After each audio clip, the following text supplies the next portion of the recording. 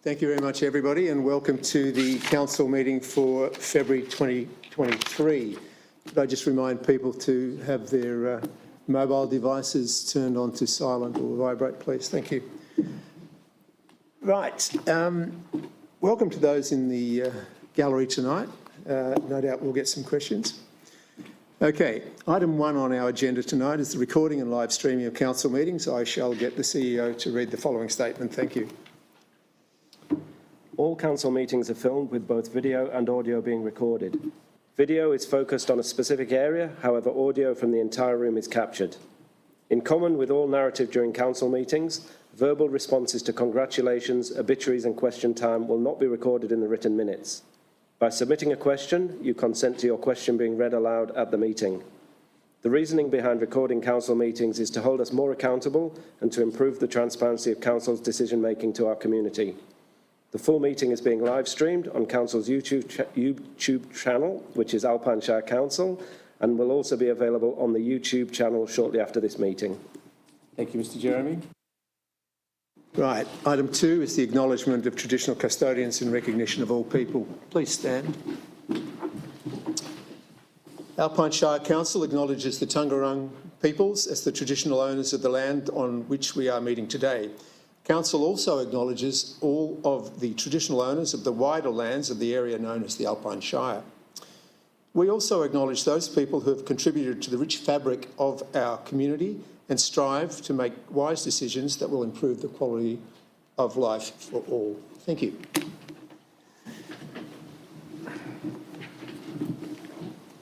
Item 3, the confirmation of minutes from our previous council meeting in January 2023. Could I please have a mover? Mover Councillor Keeble and seconder Councillor Nicholas. Thank you. Any comments on those minutes? No. Those in favour? Thank you. That is carried. Item 4, apologies. We have a full councillor set tonight and we have a full executive set. Thank you. Anybody apologies couldn't make the gallery? No? Thank you. Obituaries and congratulations from my left, Councillor Janice. Thank you.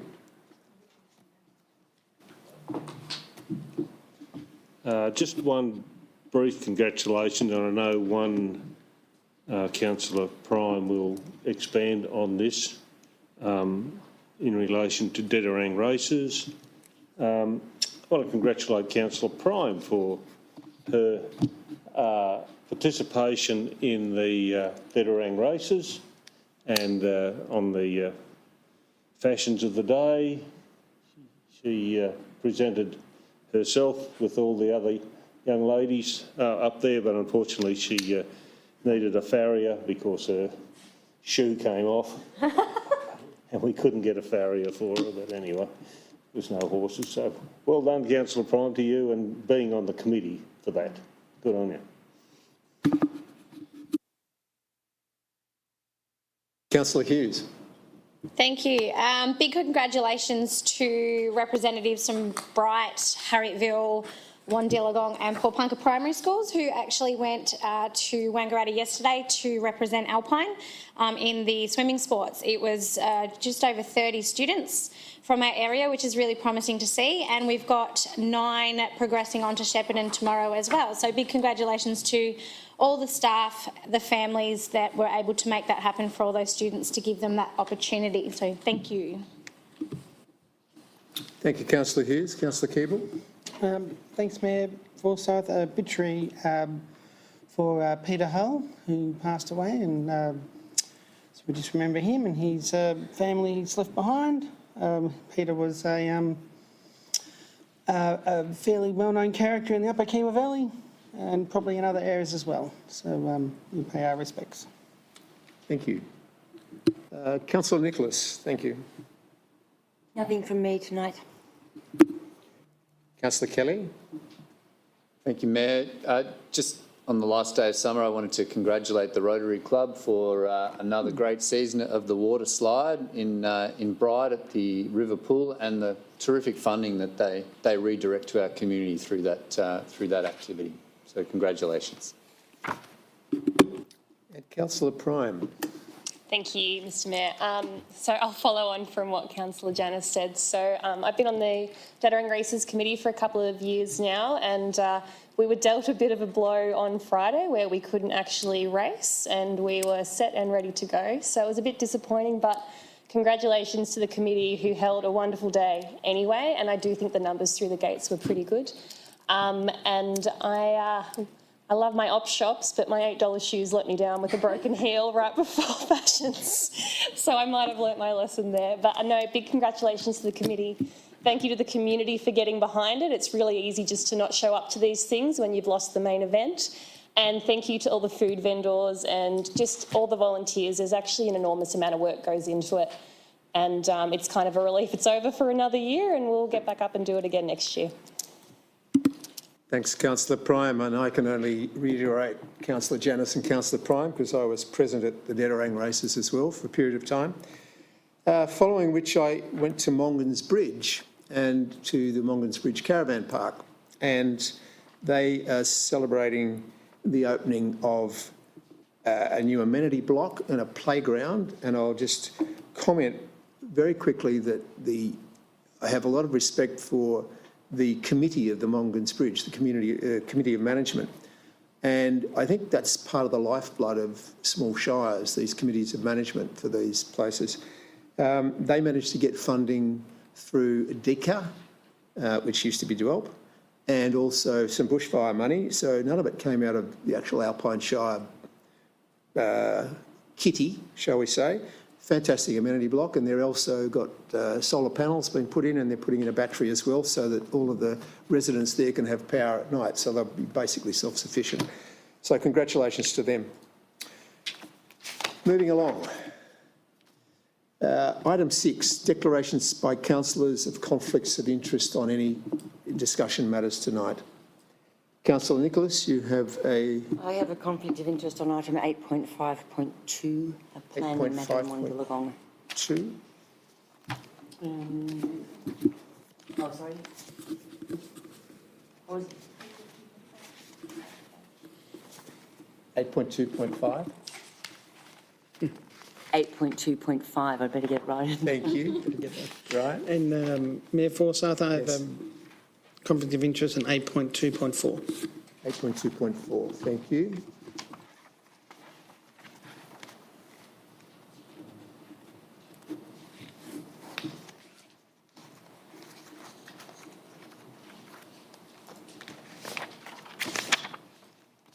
Pardon me, folks. I'm just going to make sure of these things.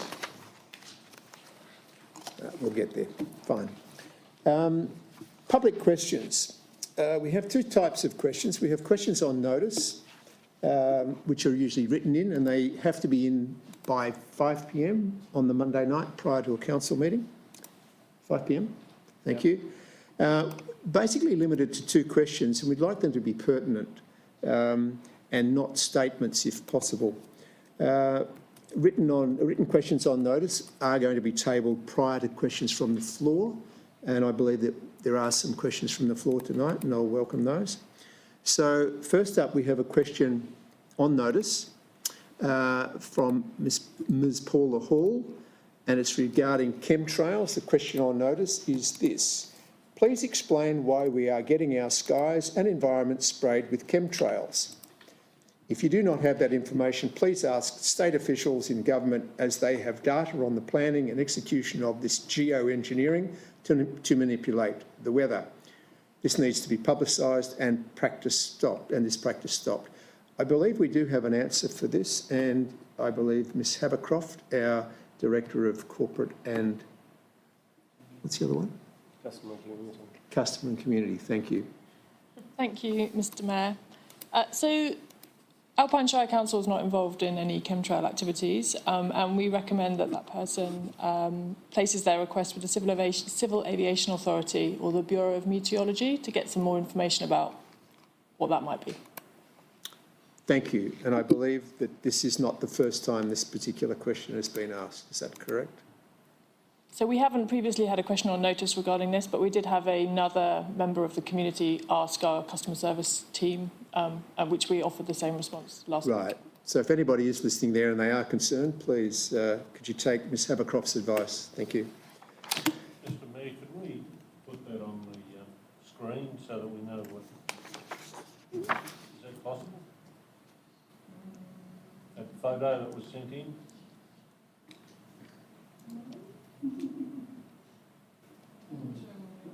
Might not be. It might not be. No. No.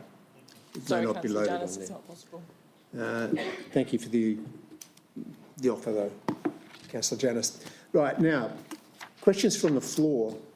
With questions from the floor, 2 questions, and please, don't need a lot of background if it is a common knowledge thing.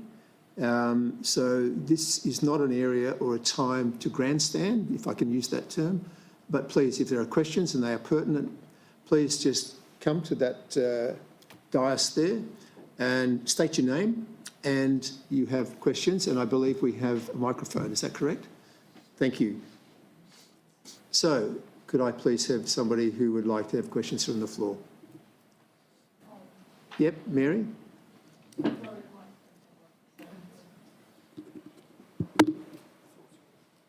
Thank you for the opportunity. Mary Pike from the Kiewa Valley, representing the Community Association.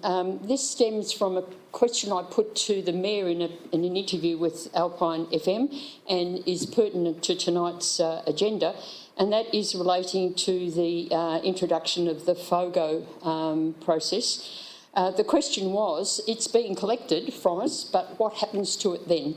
And is there a trail where you can follow where it goes?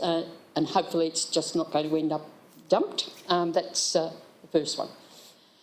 Second one, John, can I have one? Certainly. I noticed there is some public electric car recharging facilities coming into Bright, and the question is frequently asked in the Kiewa Valley, when are we getting some over there? So that's it. Certainly, and I'll actually add a third question for Mary, because I think Ms Havercroft may be able to answer these, and that is the name of the company that is putting in the charging stations and how the actual system works, whether it is charged and I'm sure Ms Havercroft will have an answer. If not, she will take it on notice. Actually, Mr Rees. All right. Yep. Perhaps Director Rees might answer that. Thanks, Mary. The question around FOGO in terms of where it will go, it will be taken to an Albury processing facility and it will then be composted as per their process. If that facility is not capable of taking it, there is an alternative facility that it will be taken to. So it won't just be put into landfill or dumped. It's part of the government legislation to remove FOGO from the residual waste, which will reduce the volume of residual waste going to landfill. I'll get the answer to the other 2 questions for you, Mary. Thank you. Okay, further questions from the floor?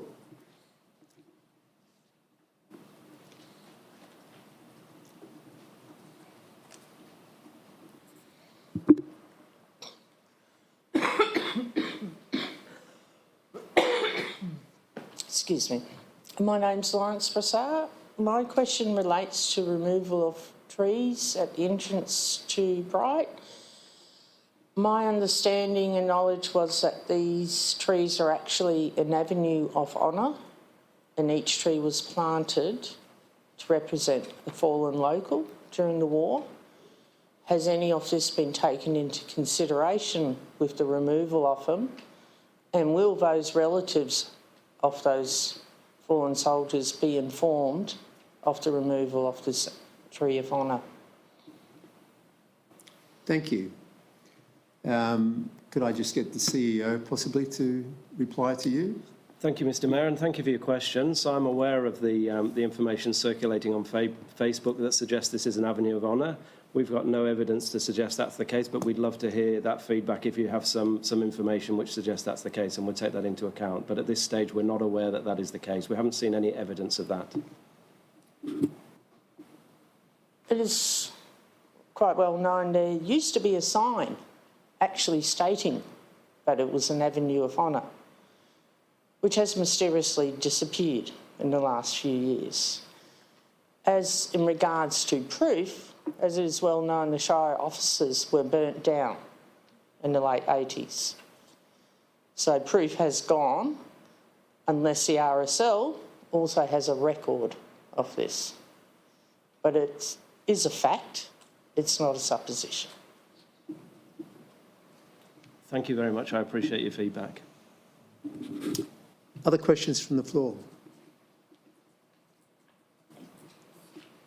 Excuse me. Yes, certainly. Did we answer Mary's second question about EVs? About? EV.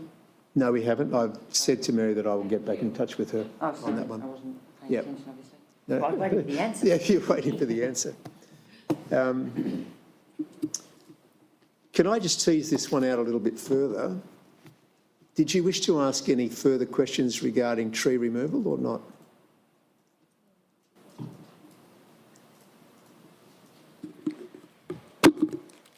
My name's Cassina Weedman and I've been listening to the report that the CEO gave on the phone, Facebook and whatever, and I'm just wondering, is there an alternative to the opening onto the Great Alpine Road up Stacky Hill? Stacky Gully. Gully Road?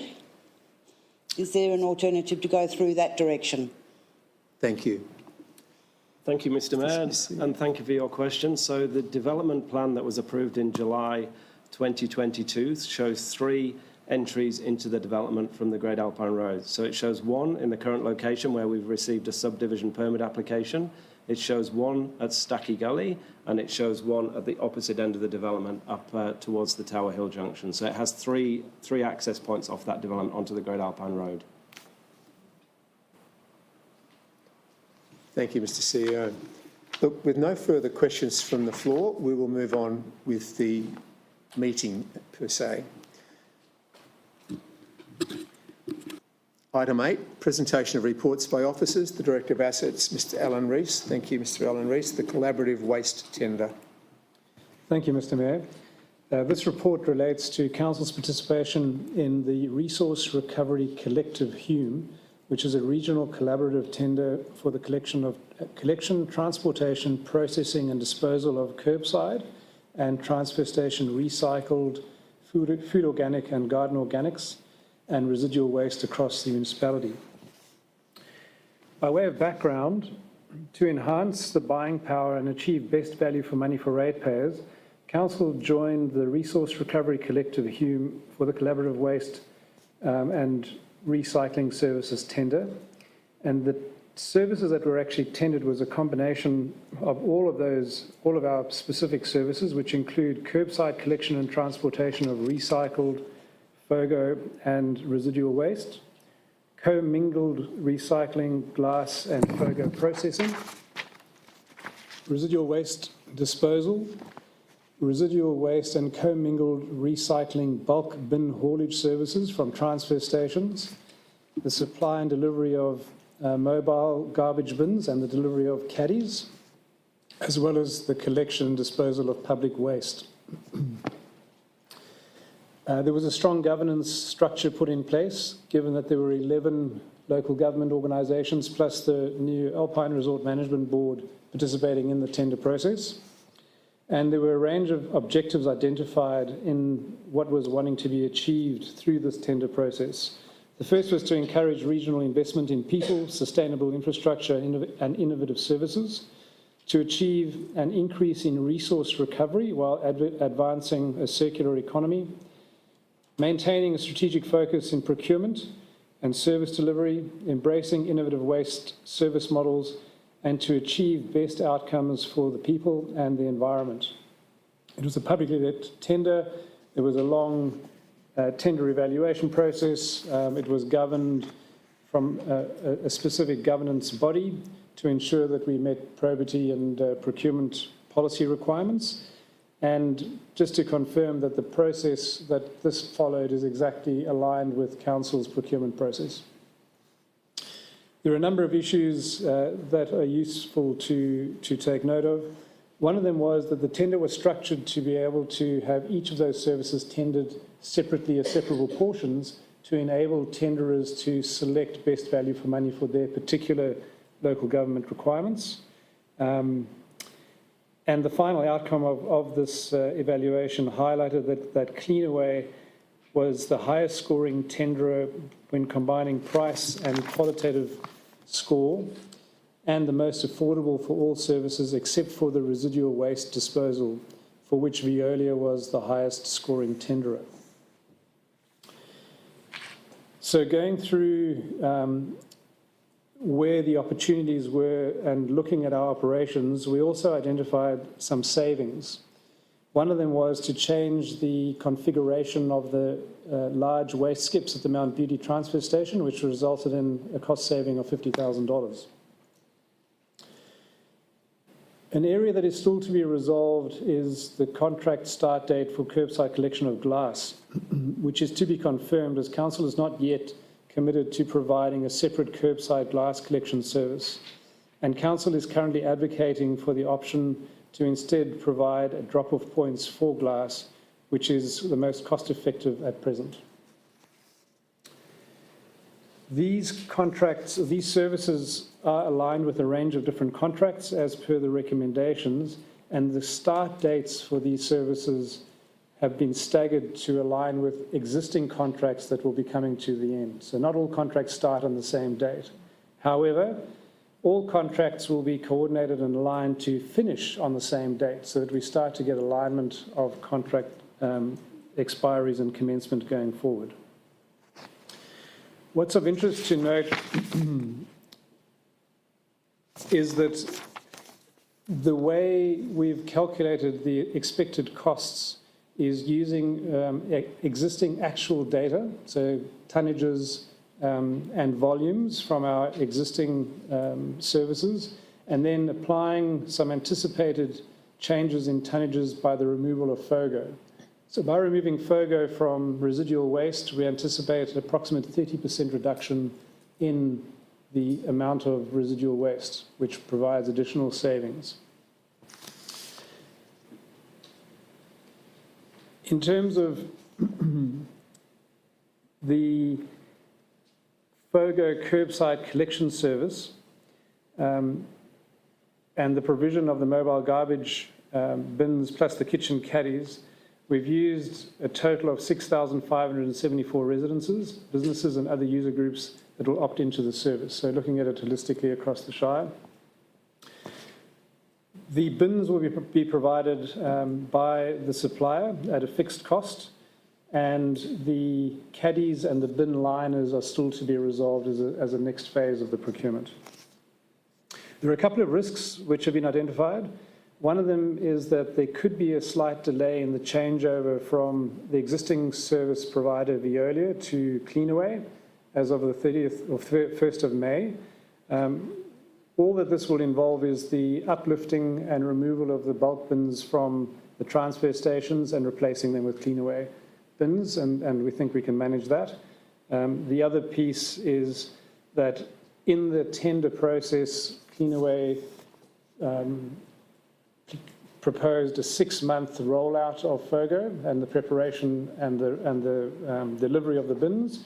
We'll be requesting them to look at a quicker rollout to enable us to meet that 1st of July uptake. The likely cost imposition is quite insignificant, as the $10 per bin delivery fee is the only impact that may be slightly increased due to a shorter delivery time. Thank you, Councillor Nicholas and Councillor Keeble. Councillor Nicholas. Thank you, Mr. Rees, for a very detailed report. It has been a long process and very thorough.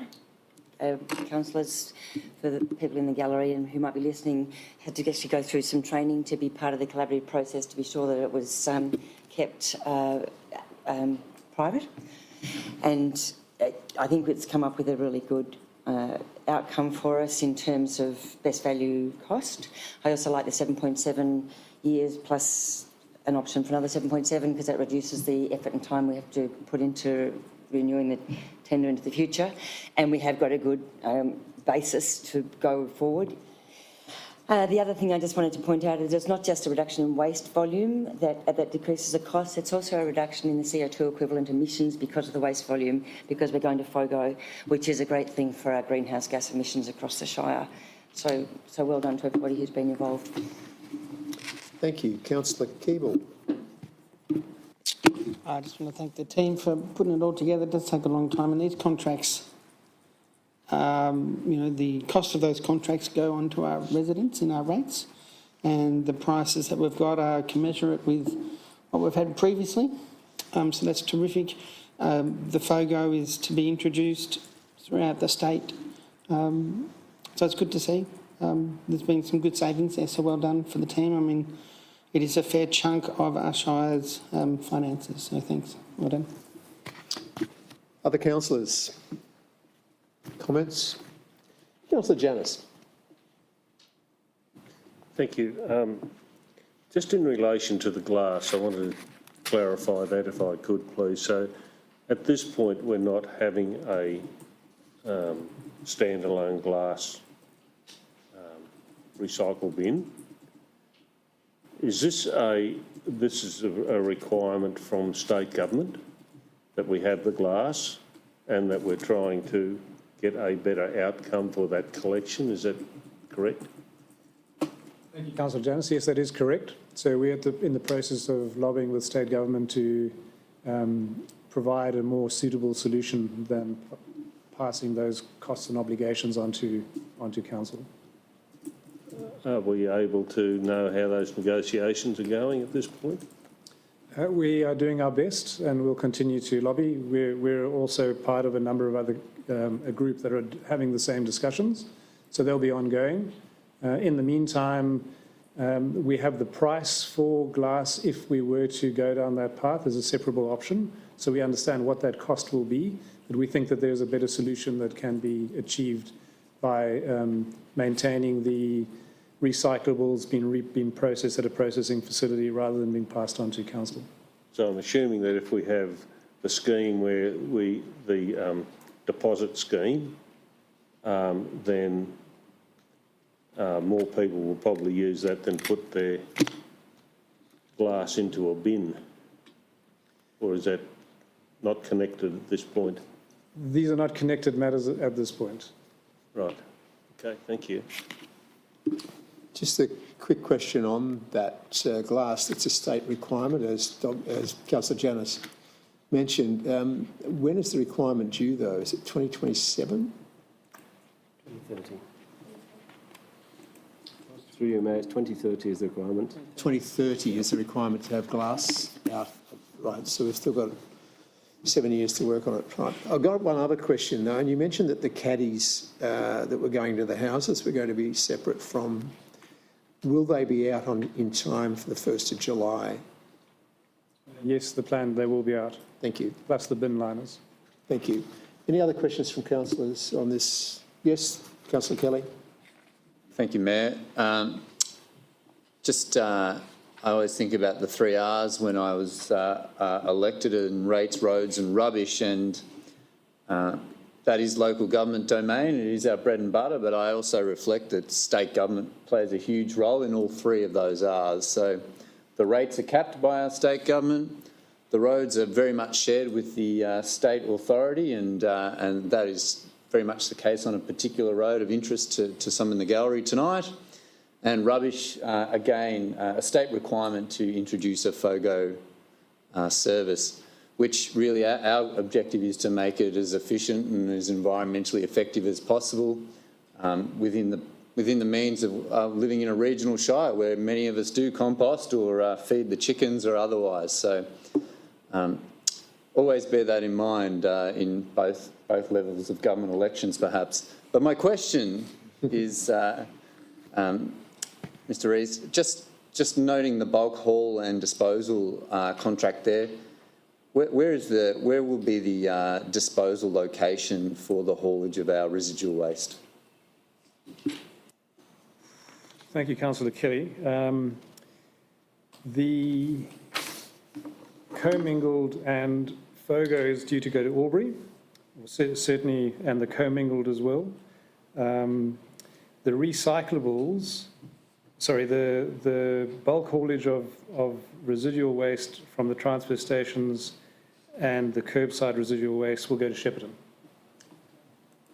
So Veolia have a landfill operation at Shepparton, and Cleanaway have an operation in Albury, and the arrangement of the sharing of those services provides best value for council, because we achieve approximately $100,000 saving by separating the services as opposed to combining them. Great. Thanks. And I did see good competitive tension in the process for a result. Thank you. Thank you, Councillor Kelly. And I will point out to those people that have got an agenda in front of them, just if you look at some of these figures here, they're quite staggering as to what it costs this shire just for waste removal. We're talking about nearly $2 million for point number one, another $800,000 on point two. It's quite an expense, and we just have to manage it as best we can. Any other comments from councillors? No. Back to you, Councillor Nicholas, if you'd like to say anything else. No? No. Okay. All those in favour of the recommendations 1 through 4? Thank you. That is unanimous. Fogo. Finally. Yeah, exactly. Right. Director of Customer and Community, Ms Havercroft. 8.2.1, Audit Risk Committee meeting minutes. Please, thank you. Thank you, Mr Mayor.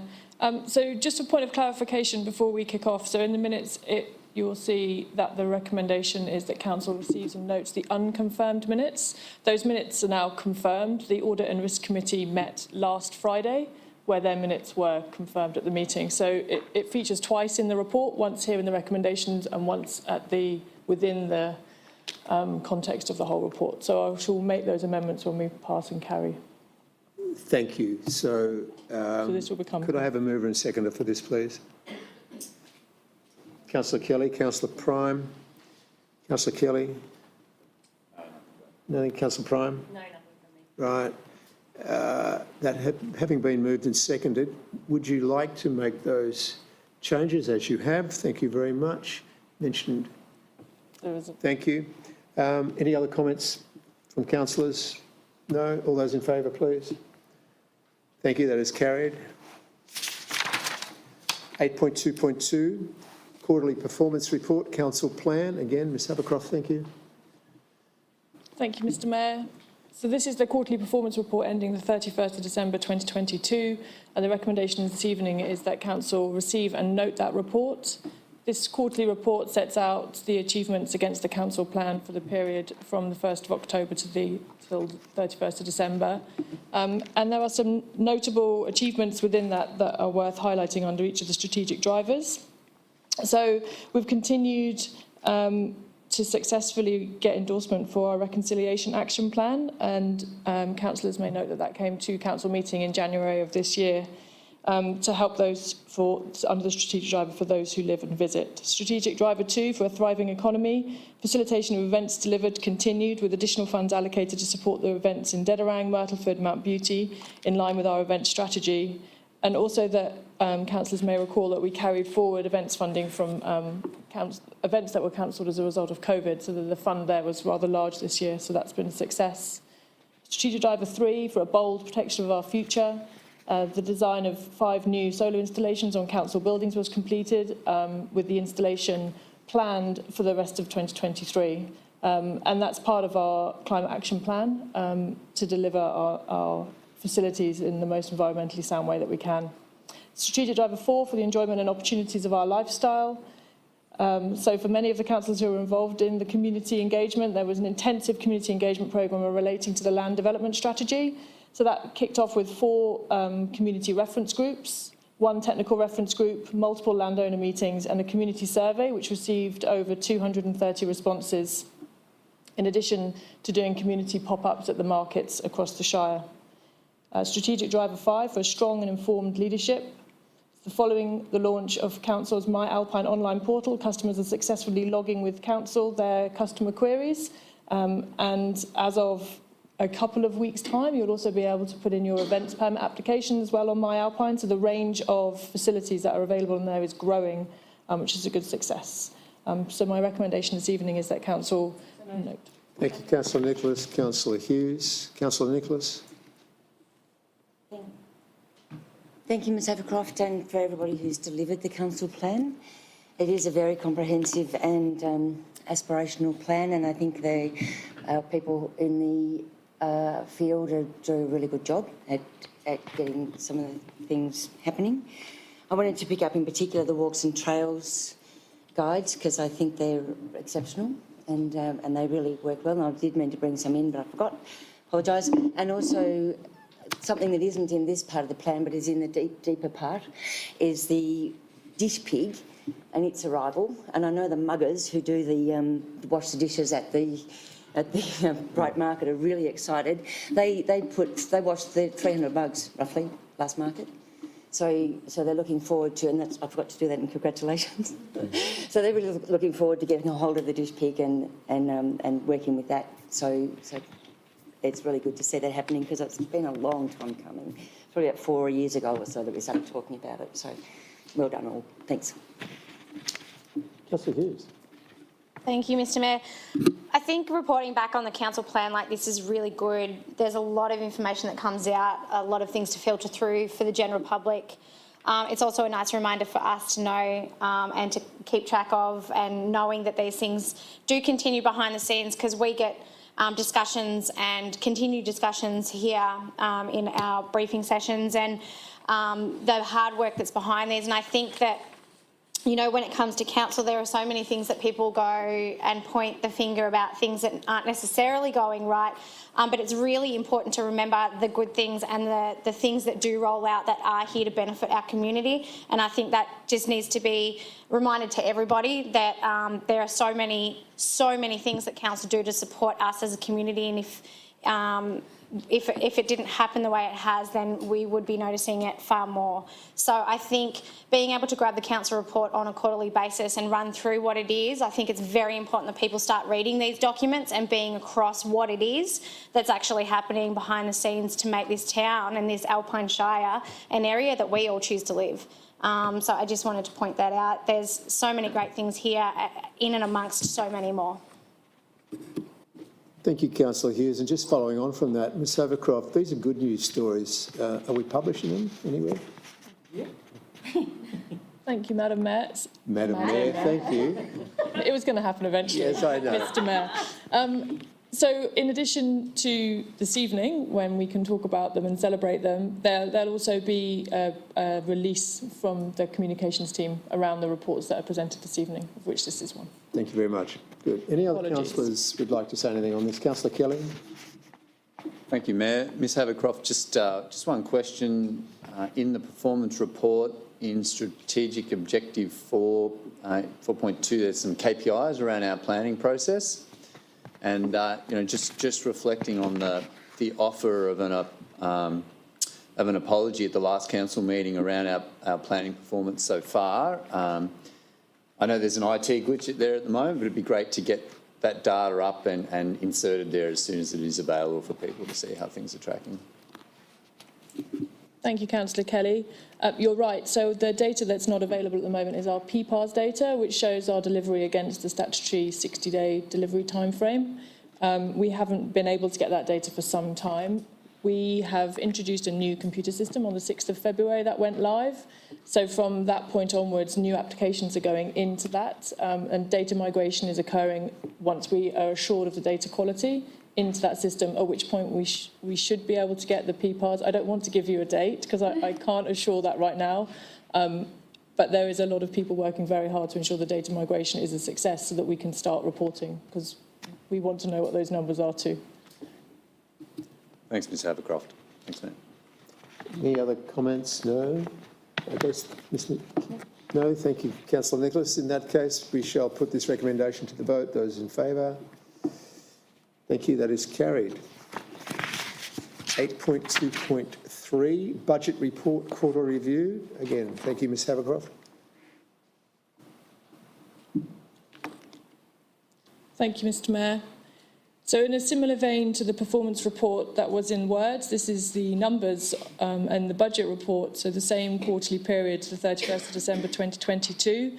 And largely this focuses on the movers and shakers within the Capital Works programme, and where, once again, we've been really successful in securing additional grant funding.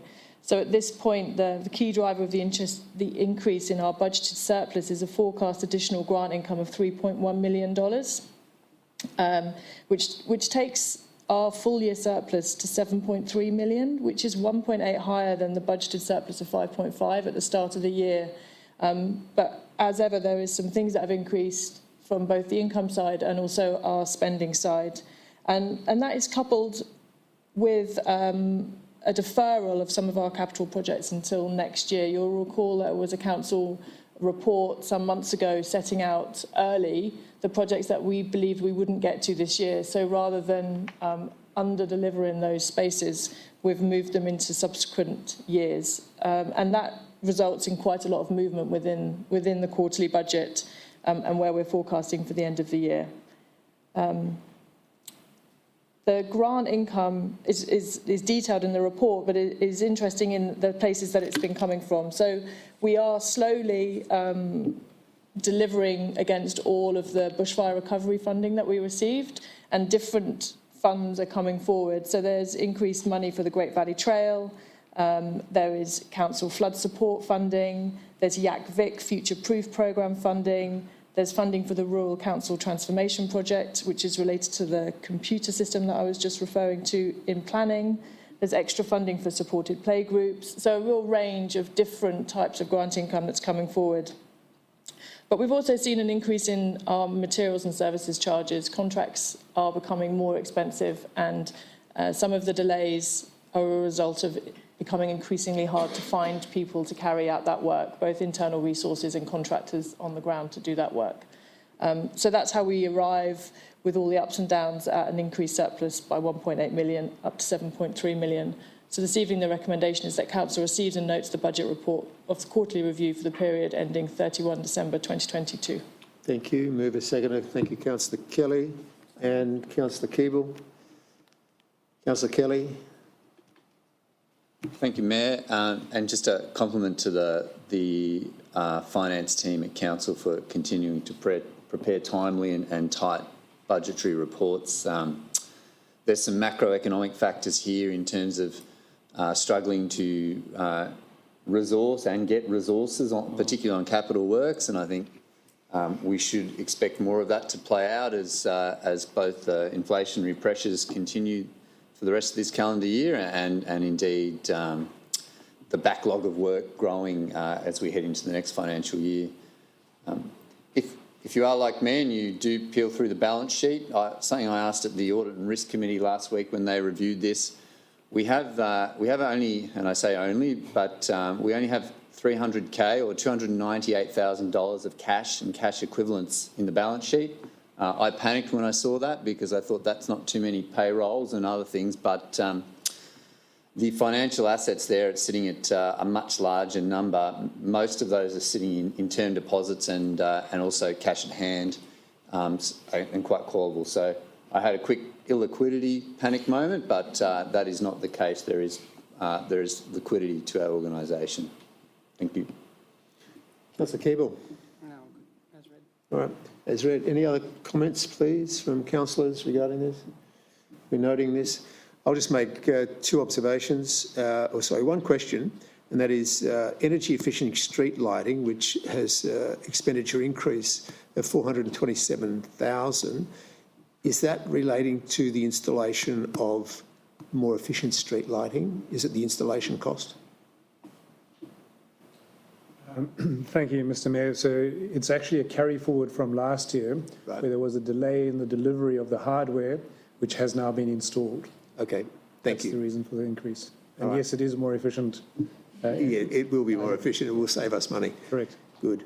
The other comment that I would like to make, and that's for general acceptance, is following on from Councillor Kelly. One of the main things that councillors have to do is to make sure that the organisation is running along in a sustainable way.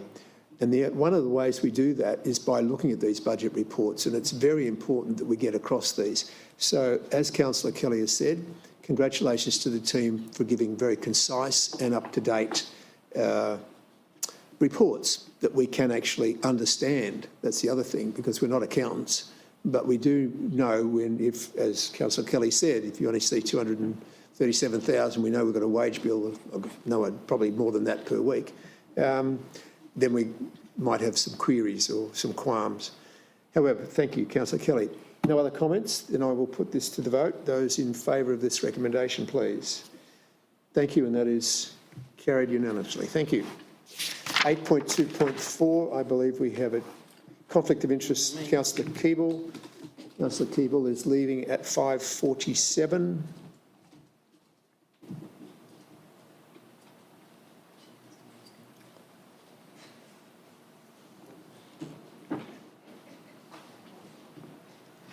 (8.2.4) planning application for 7 Nell Street, Mount Beauty. Thank you, Ms Havercroft. Thank you, Mr Mayor. Before I start, I'd just like to, if I may, if you beg my forgiveness, but thank my planning team. It's been a really long time since we had some planning applications come through council. I think that's symptomatic of the staffing issues that we've had, but they're starting to come through. And they're not here, but I'd just like to thank them. So this application is 7 Nell Street in Mount Beauty.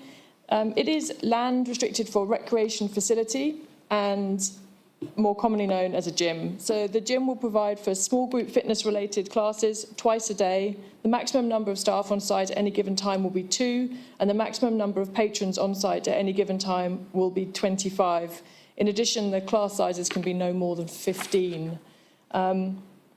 This is really here this evening. There has been some objections relating to lots of different things, but it's the juxtaposition of a gym next to the residential buildings that has really driven the objections that we've got on this planning application. And so some of the mitigations that have been conditioned to try and diminish the impact are the doorways, roller door and a PA door will be limited to the northern side only, and windows of varying sizes will be located on the east, north and south elevations. And the roller doors won't be allowed to be open for the morning sessions because the gym is operating from 6:30 in the morning, proposed to operate from 6:30 in the morning to mitigate the noise. As part of the application, there was also a noise acoustic report completed, and the noise acoustic recommendations will form part of the conditions of the report, so that they will be conditioned in. That the details of the noise report aren't within this report, but they figure in the conditions. So the site itself is relatively flat topography and is currently vacant and has sat vacant for some time. The site is situated within the industrial area, but as I said, is across the road from the houses, which is a general residential zone. We received, when we went out to public notification, 4 objections, and they broadly relate to traffic congestion and safety, noise, location of the roller doors, and the visual impact, height, and the reduction of views once the site has been built on, because it's been vacant for a while. The report sets out that there's no planning reasons for rejecting this application, and that the matters that are the subject of the objections can be conditioned out. So for traffic congestion and safety, some upgrades to pedestrian cyclist network were recommended and conditions will be added to that effect. Noise, music traffic and operating hours. Conditions will be included on the permit to ensure that the acoustic report is adhered to at all times. Location of the roller doors. Conditions will be placed on any permit ensuring that the roller doors remain shut during the classes, with a particular focus on the early morning classes. And the visual impact and height. And this is always quite a tricky one. It's a long-standing planning principle that there are no legal rights to a view, although views do form part of an amenity of any property. They intend to place a 3.5 metre vegetation buffer along the eastern boundary to the site to further assist with the screening. So the eastern site is the site that abuts across the road from the residential area. So the recommendation this evening is that a notice of decision to grant the planning permit be issued for the use and development of a restricted recreation facility, the gym, in accordance with the conditions set out in 8.2.4a. So moved. Councillor Prime, seconder. Councillor Hughes. Councillor Prime. Thank you, Mr Mayor. As Ms Havercroft has pointed out, it's an industrial interface here with general residential zone, and absolutely people are within their rights to object when a planning permit comes up. I think the applicants here have been really good. Like, the applicant has amended the proposal so that no doors face residential properties. As Ms Havercroft mentioned, there's a 3.5 metre vegetation buffer. In my opinion, where the car park is situated, it's not clear on the screen now, but in your agendas, it'll be there. It seems to be, for me, in a really good position there.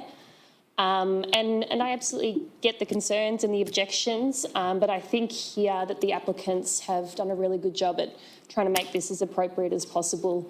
And again, it's in an industrial zone there. It just happens to be across the road from a general residential area. Thank you. Councillor Hughes. Second what Councillor Prime said, just one question. In the industrial zone, say this was a mechanic that decided to build something there, they'd have the same rules and regulations around noise and bits and pieces in the timeframes and things like that? Thank you, Councillor Hughes. So it depends on what the proposal was. So each planning application is taken on its merits, and it depends on the intensity of the use that somebody was proposing for that site. And that would determine the degree of buffer, and that's determined by the boundary lines and the boundary lines. And if they're less than 30 metres, the additional restrictions will be placed on the site, but that's then dependent on what that site is proposed to be used for. Okay, thank you. Any other? Councillor Kelly. Thank you, Mayor. I just wanted to acknowledge the degree of the professionalism by the officers and planners involved, but also the respectful differences being held between the parties here. I think it's been a robust discussion. It's a difficult one, you know, striking the right balance between private residents' rights and what will, you know, be positive services to a community in terms of a gymnasium. It's not easy. So I just wanted to acknowledge the process and people's contribution. I think it's been very positive. Yes, I can only confer with you on that one. As being part of that planning forum, for those that don't know, quite often if there are objections, there will be a planning forum which will be chaired by one of the planners. Councillors will attend, the objectors will attend, and also the proponents of the application will also attend. In this case, we are getting to a very good situation where those have been very respectful in the way people have dealt with each other, and I congratulate those people because of it. Any other comments? Councillor Nicholas. Yep, I just wanted to make it very clear that there's been significant modifications to the original proposal because of the concerns of the neighbours. So just to support what's already been said, that there's been really respectful work towards making this work the best for everybody. Thank you. Councillor Prime, any final words? No? Okay. Put it to the vote for this one, that recommendation, please. Those in favour? Thank you very much. Carried. Would you like to call Councillor Keeble back in, please? And I'm going. Oh, yes. So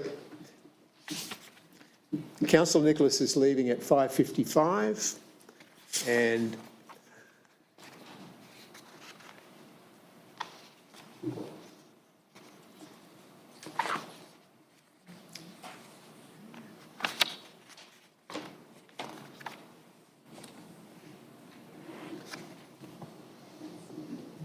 Councillor Keeble will be coming back into the room at 5:56.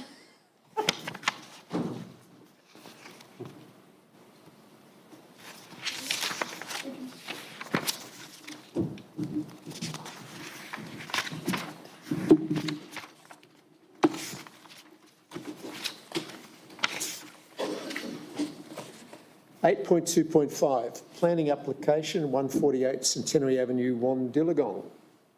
Thank you again, Ms Havercroft. Thank you, Mr Mayor. The 148 Centenary Avenue is an application for group accommodation to accommodate persons away from their usual place of residence So the proposal is for 2 identical floor planned buildings that contain 2 bedrooms, an open plan kitchen, dining and lounge area, ensuite and a bathroom. Laundry facilities will be located within a cupboard, and a separate building is proposed to accommodate 1 car parking space for each building, some storage rooms, a cleaner's room and the services, making up the group accommodation. So the subject site is quite a large site, nearly 2.2 hectares, and it fronts Centenary Avenue. The site also abuts Jago's Gully Road to the west. The site's in a regular shape and has minimal fall towards the southern boundary. It's also surrounded by largely residential dwellings. Again, this site attracted quite a few objections, and some of them focused around the loss of farming land in this area. So this is a farming zone piece of land, but no meaningful agriculture is being undertaken on lots that abut the site, and the surrounding area is considered to be more akin to rural living or low-density residential zone rather than a farming zone. The existing pattern of subdivision is relatively inconsistent and fragmented. The nearest productive agricultural holding is situated approximately 260 metres to the south of the site. So when it went out for public exhibition, we received 9 objections, and there was a lot of focus on the farming zone and what that means in Wandillagong. So the proliferation of additional buildings, and that it sets an unfortunate precedent for future dwellings in the area. Wandillagong is a tricky area, and there is lots of evidence and lots of cases, including VCAT cases, that have suggested that it is more akin to rural living zone. And it has been identified within the Alpine Rural Land Strategy that rezoning should be investigated, as land, particularly along Centenary Avenue, is fragmented and not suitable for agriculture. This view was supported by VCAT in Nyadzi versus Alpine Shire, and that case crops up quite a lot in Wandillagong planning applications. So I don't want to go through all of the objections necessarily. They are really related around the use of agricultural land, farming zone land for the building. It's probably important that it doesn't set a precedent. Each permit application has its own site-specific considerations, facts, and is determined on its own merits, rather than my neighbour had a house, so I can get a house. That's not how it works from a planning perspective. A cultural heritage management plan wasn't required. Group accommodation is not considered to be a high-impact activity in this space, so there was no cultural heritage management plan undertaken. There's an objection relating to the loss of rural setting and amenity of the character that's being enjoyed by the residents. The Heritage Advisor reviewed this application to ensure that it was in keeping, and he believes that it is responsive to the character of the Heritage Overlay HO83 that sits within Wandillagong, that the detached buildings are of a similar small scale and they complement the rural aesthetic of the surrounding area. There was concern relating to infrastructure burdens. Our Alpine Shire Council's engineering department has conditioned the application quite heavily, but feels that the rainwater tanks will be used for portable water supply, which is a sustainable approach for this piece of land. There's also some concern relating to native animals. The subject site is not located within an environmental significant overlay, and given that a majority of the site is already cleared land, it's considered to hold little importance in terms of habitat for native animals. So the group accommodation itself, I recall during the briefing that particular phraseology was questioned because it's not a dwelling, it's not being considered a dwelling, and group accommodation within the planning scheme has a very specific meaning, which is being met within the conditions that are set for this planning application.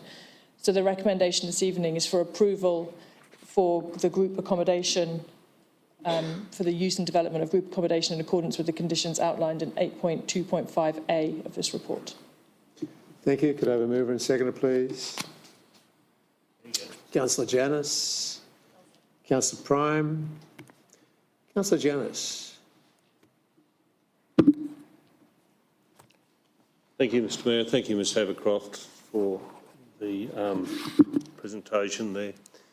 I did sit on the planning forum for this matter, and I do have a interest in retaining farming land in our shire. However, and I take each application in these matters on its own merit.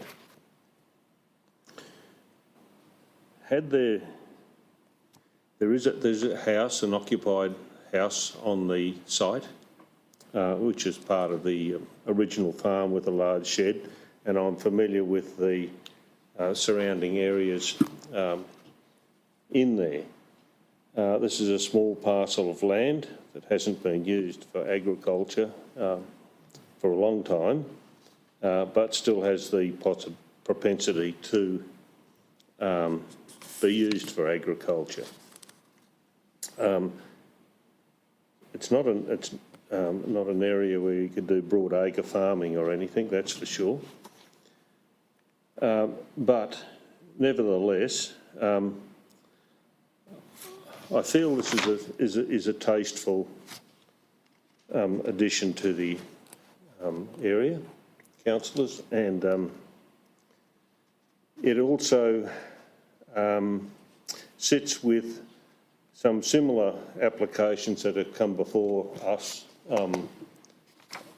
in other parts of the Shire. So that's one of the areas that I've taken into consideration. I'd recommend this, I support the recommendation as given by our officers.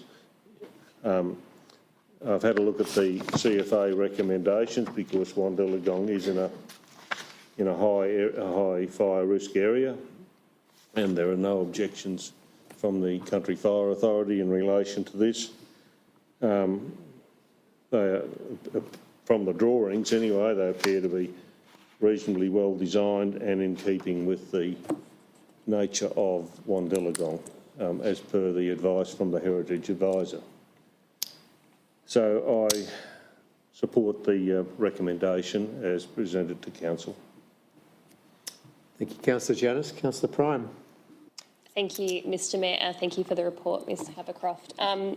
In a similar vein, I'm all for keeping farming zone used for agricultural purposes, but as Ms Havercroft mentioned earlier, Wandillagong is a tricky area, and I would definitely consider it more akin to a rural living area. I agree with Councillor Janus. I think the design of the buildings here is in good taste, and I feel like it will fit in okay. It's just, Wandillagong is a tricky area, but I'm okay with this application.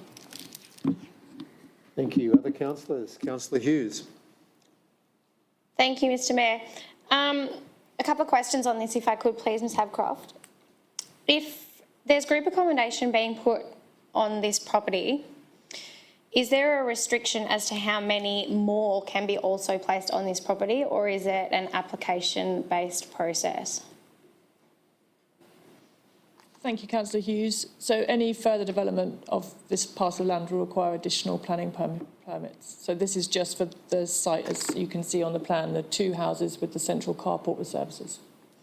And if the zoning was changed with bits and pieces and it looked at, subdivision of the land and things like that, and I know that's a very broad question, but the fact that the application is for group accommodation, are there certain factors conditioned in there that if they were turned from group accommodation to residential, is there anything that's missing in the application that would not allow something like that or change that process at all? Thank you, Councillor Hughes. I will answer as much as I can before we exhaust my planning knowledge on this space. So they can't be sold on without the subdivision because they sit within one parcel of land. So there's no change to the parcel here. And I would have to take it on notice relating to whether they could turn them into long-term rental accommodation as opposed to short-term rental accommodation, which is how they're designed as group accommodation. Thank you. Councillor Kelly. Thank you, Mayor, and thank you, Ms Havercroft. Just one question around the current zoning. If the proposal was for a similar footprint of say a greenhouse for intensive farming of tomatoes, I imagine that would require a building permit. But as an activity, a farming agricultural activity in a farming zoned area, it would not require a planning permit. Am I right in thinking that? Thank you, Councillor Kelly. The bushfire management overlay across the whole site makes it very pernickety about when planning permission is required. So a shed, as happens a lot within farming zones and where there's bushfire management overlay, does require permissions that are separate.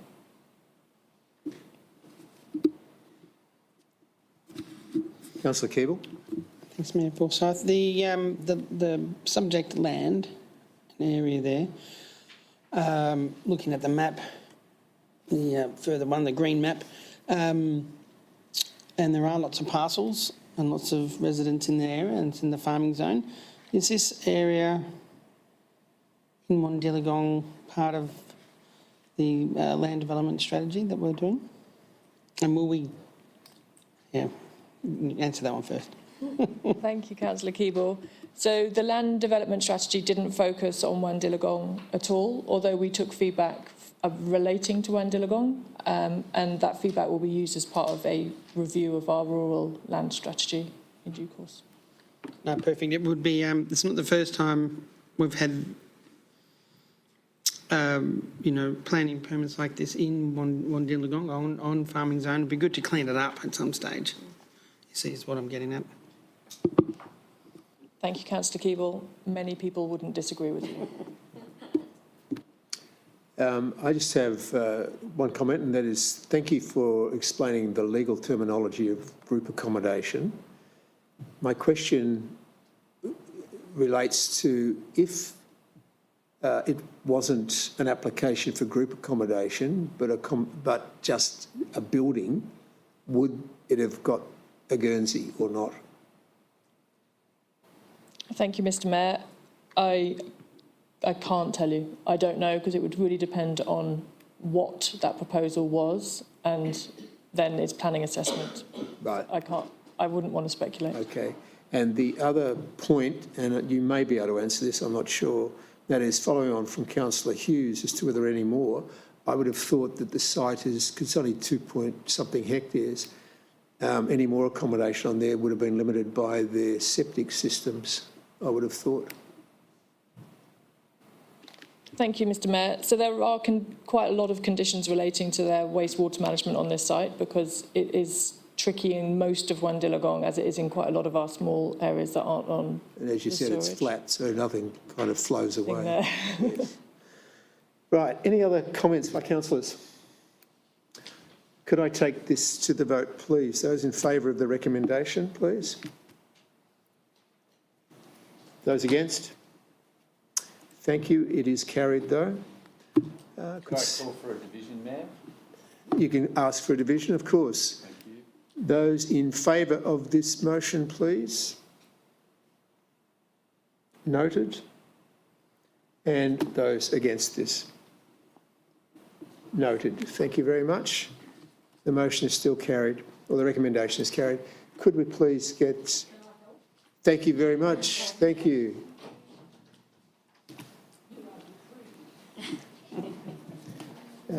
Note that Councillor Nicholas is rejoining the meeting at 6:10.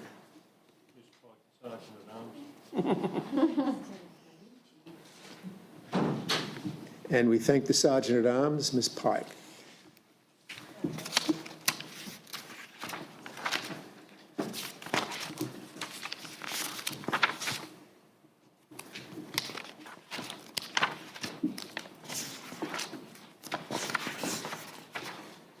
Point 2.6, planning application 5105 Great Alpine Road, Ovens.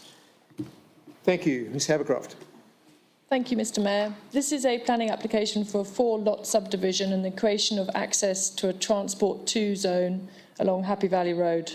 The proposed subdivision will involve the removal of a dam close to the eastern boundary of the site, and access is to be facilitated via a cul-de-sac off Happy Valley Road. Lots are of an irregular shape and are greater than 2 hectares. So this site, the two probably most interesting points relating to this site are that there is a scar tree on the site and that they are proposing to fill in the dam as part of their water management plans. So the application is before you this evening because we received multiple objections when this application went for public exhibition.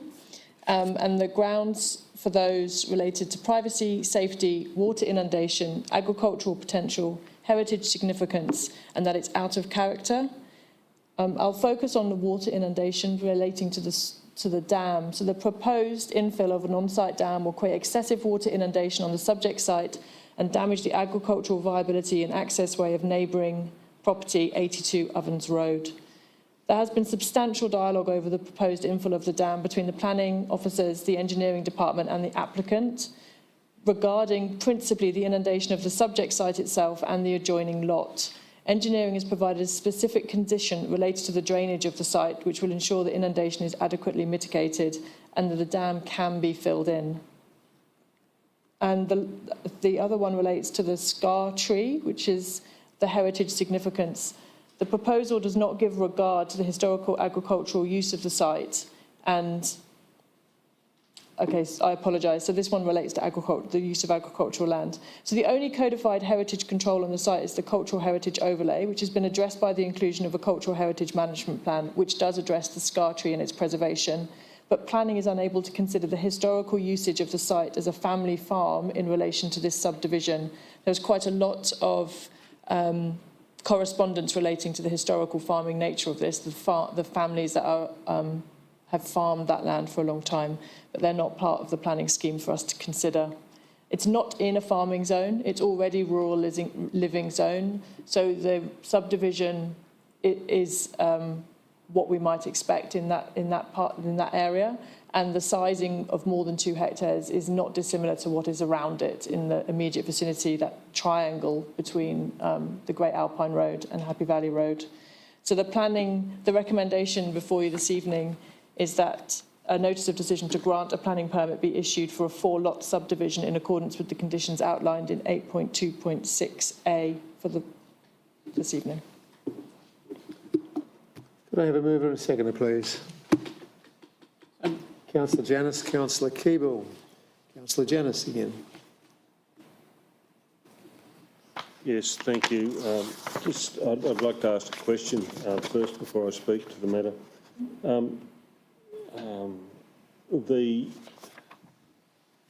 I'm aware that, we'll call it further downstream, there are properties who rely on bore water for their main water supply. And is there anything to be included in the subdivision in relation to wastewater management in that area? Thank you, Councillor Janus.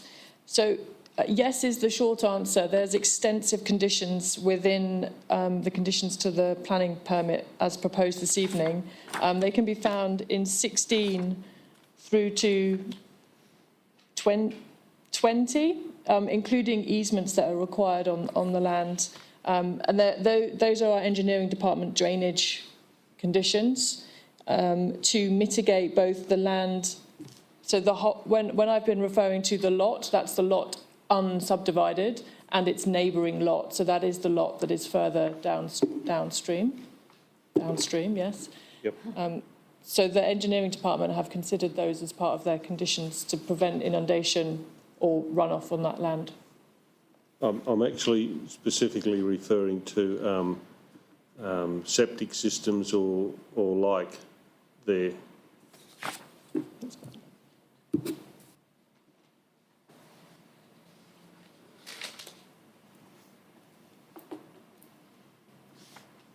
So thank you, Councillor Janus. So they're required to install a septic system on the land as part of condition number 43, the Shire's health conditions. which is Are they specific types of systems? Are they enclosed or just sort of the old-fashioned drain one? So Councillor Janus, I would have to take that on notice, but the condition is an application must be made for a permit to install a septic tank system to the satisfaction of council prior to a building permit being issued in accordance with the requirements of the Building Act. The septic system must comply with the Code of Practice on-site wastewater management publication 891.4 and AS 1546.1 and be accompanied by a land capability assessment. The LCA must be in a format recommended by the MAV. So I don't know if that is an enclosed system or not, but it sounds like it. But it's part of the conditions that they have an approved system. So Yes.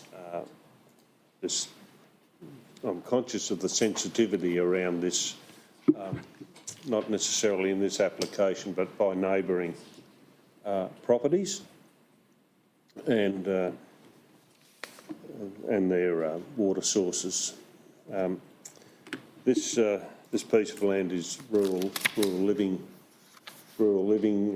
zone.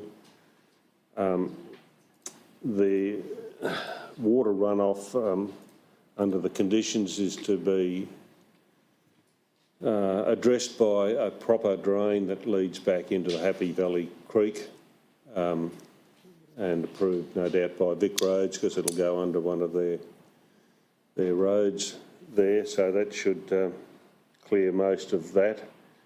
I'm pleased to see that the scar tree and is being retained there. That is part of the cultural history of that area. And I suppose once upon a time it was used for farming, but I haven't seen a lot of farming activity there in a number of years per se. As I said, it's a rural living zone. The applicant has gone, I think, tried to do their best in getting those lot sizes right by giving and also giving themselves access to their own property. We do need more land to build on, and there are a number of houses in that immediate area that are on small lots to 2 acres or similar, just south of them, west of them, and in the immediate area as well. So I'd recommend this to councillors. Thanks, Councillor Janus. Thanks, Councillor Janus. Councillor Keeble. Thanks, Mayor Forsyth. When I originally saw this, I thought, oh, it's got to be in the farming zone. But it isn't. Obviously, it was at some stage in the farming zone, and previous to that, it was obviously with a scar tree there. My question about the scar tree is around about the cultural heritage plan. Was there one done for that particular tree? Thank you, Councillor Keeble. So there is a cultural heritage management plan for the area, and that includes the scar tree. Yeah. No further questions. Councillors. Councillor Nicholas. I was a bit like Councillor Keeble when I first saw the proposal. I thought, oh, gee, more houses in the farming zone. Yeah. But as others have said, there are already houses there. It is a rural living zoning, and it's a really great place to have rural living because it's close enough to the township of Myrtleford and other amenities that people will need when they live. I think there's been sufficient work done on the objections that can be helped by the proponents to be sure that the development doesn't impinge too much on other people. And there is a real need for rural living across the Alpine Shire, and so having this already zoned and then having it used is terrific. I was also concerned about the scar tree, and it does look like there's adequate protection for that into the future. So I commend everyone again who's worked towards finding a resolution. Thanks, Councillor Nicholas. You're quite right. There's probably more requirement for rural living, rural zoned living, because it still maintains wide open spaces and the feel of a farming community, not a farming community, but a feel of a rural community. Any other councillors? Councillor Kelly. Thank you, Mayor.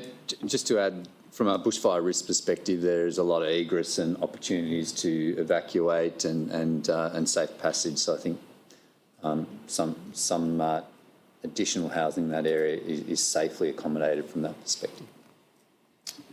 Thank you. I do note there are 44 conditions on this particular application.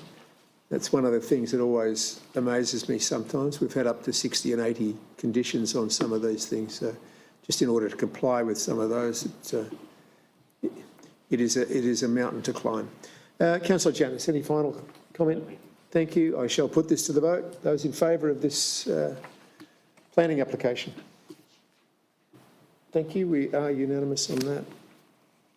2.6.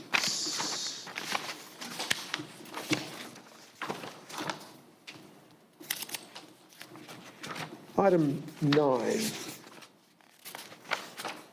Informal meetings of councillors. That the recommendation is that a summary of informal meetings of councillors for January and February 2023 be received. Planning for February 2. Could I please have? Could I just ask a question on You that certainly one can. beforehand, before it's moved? Thank you. Ms Havercroft, I'm sorry, I should have looked this up myself. The 3rd of February Planning Forum included one on the Wandillagong at 148 Centenary Avenue, I believe. And I didn't attend the meeting, but I didn't declare a conflict, I just didn't attend the meeting. And I haven't double checked whether I should have declared it as well. So I just thought before it goes to a motion, whether anybody could help me with that one. Did you not go to the planning? You're at the planning forum. Because I have a conflict. I think that we are just, this is a summary of informal meetings. I think that you are just recognising that a meeting was held. All right? Thank you. Okay, so the recommendation's put. Could I have a mover and seconder? Councillor Janus, Councillor Prime. Any comments? Sorry, we do have a question. You got my dates wrong? Did we get last week's one in there? There is a reason for It just that. says February. And Ms Thank you, Havercroft will give that to you. Thank you, Mr Mayor. So the dates in here only relate up to the closure of when reports have to be written by our officers, which is usually 2 weeks out from the council meeting. So they will figure in next month's council meeting. You remembered that. Come on, you can work. I don't want to work. They're all losing power. Yeah, I just, because I read there for the councillors for the meetings for January and February. So that's why I asked that question. But no, thank you. Thanks. Any other comments? No, thank you. Please vote. Those in favour? Thank you. That is carried. Item 10, presentation of reports by delegates. Starting from my right, Councillor Prime. No, none from me. Councillor Kelly. None from me. Councillor Nicholas. Yes, I did attend the Goulburn Murray Climate Alliance meeting recently and it was absolutely terrific seeing how much work that organisation's achieved in the 6 years that I've been on council, because I haven't been on the committee for a couple of years, and they're really kicking goals. One of the really exciting things that they've put in place is a Climate Leaders Forum, which is 3 days of discussing and learning about how local government can improve moving forward into a low carbon economy and using planning and all sorts of things, planning for a safe climate. There's also some work going on carbon accounting for local government, which is also something that's very topical for us. We've just been briefed about it and working towards getting our carbon to a recognisable zero emissions level. There's some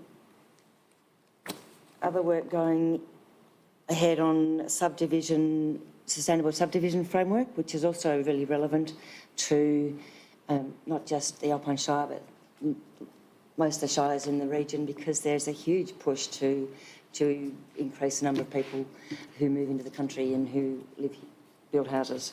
So having sustainable subdivisions, thinking about that water management and how the houses are designed and which way they face and things like that and what they're built out of is really good. So terrific work going on, and I think I almost take Councillor Forsyth's words out of his mouth. I stepped into the deputy chair role because that seems to be what Alpine does. It does. And I'm also going to put myself on the executives to help to run that committee. Congratulations, Councillor Nicholas. You got it. And I'll just say, following on from that, the Climate Leaders Forum, we have 3 councillors actually going to those forums, which I'm really pleased about. And a staff member. And a staff, yeah, one. Excellent. Councillor Keeble. I attended the Reconciliation Action Plan launch in this room a couple of weeks ago, and there is a painting outside here in the foyer, if you are here and you want to go and have a look after the meeting, painted by one of the very talented students from Winifred Peter 12. They were here. It was a great launch. There was plenty of people, and yeah, just reporting that. Excellent. Councillor Hughes.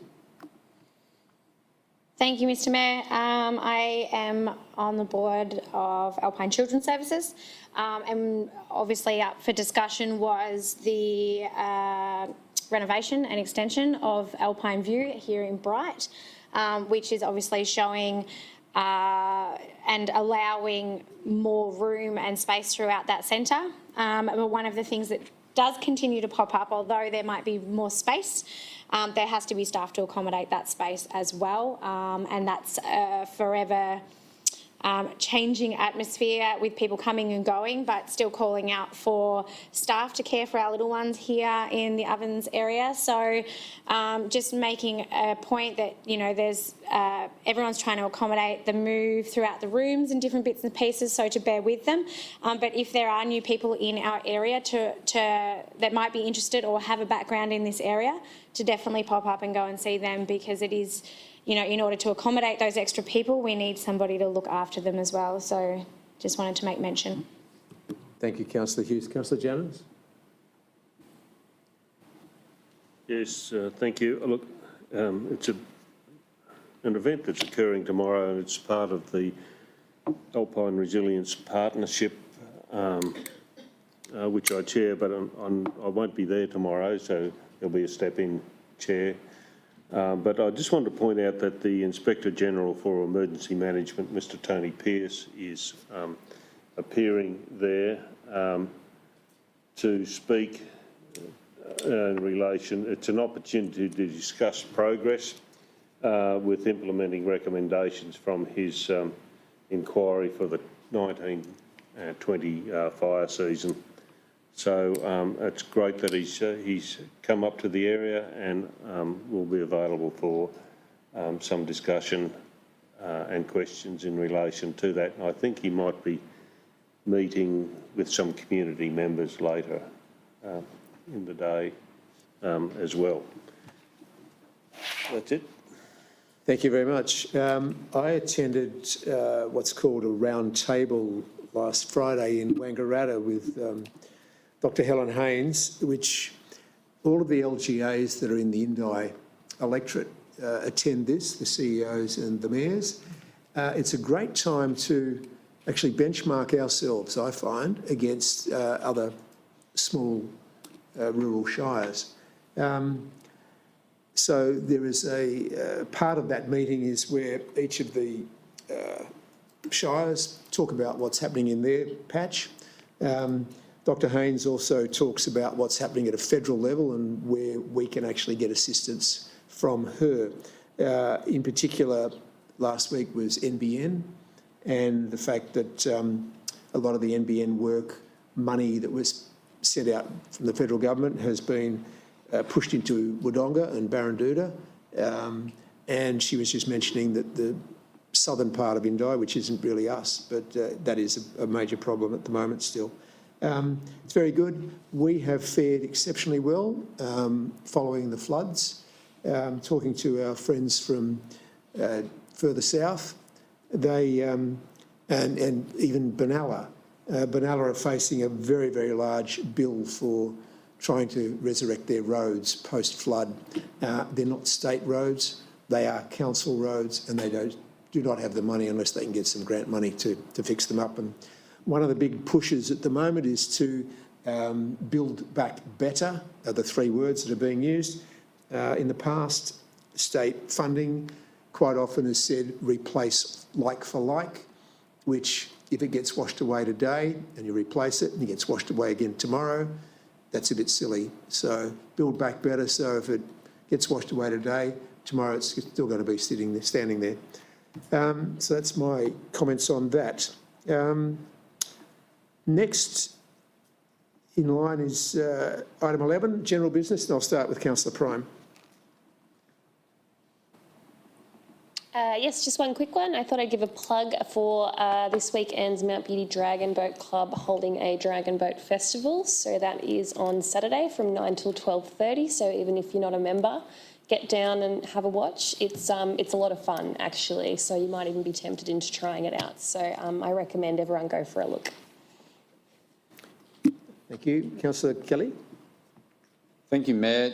Just to acknowledge the 1-year anniversary last week of the, I'll call it the Russian invasion of Ukraine. For residents and community members that may be continuing to feel quite stressed by this, I've been really impressed with the number of services emerging in our community to support our mental health and wellbeing at the moment. The Red Cross is really active. There are lots of events there. Gateway Health are really active in the Kiewa Valley as well.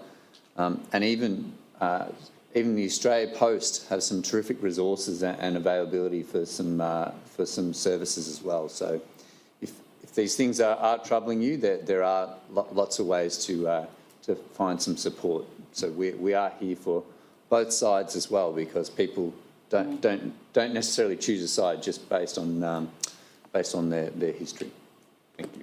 Thanks, Councillor Kelly. Councillor Nicholas. Thank you, Mr Mayor. I'd like to put a plug out there for the Alpine Shire Youth Council's Colour Run, which is coming up on Saturday, March the 18th in Port Punka. So get your grungy clothes on and get out there and get splashed. Thank you. I can remember going to one of those. It is. They didn't like the fact that I had a big water pistol with me.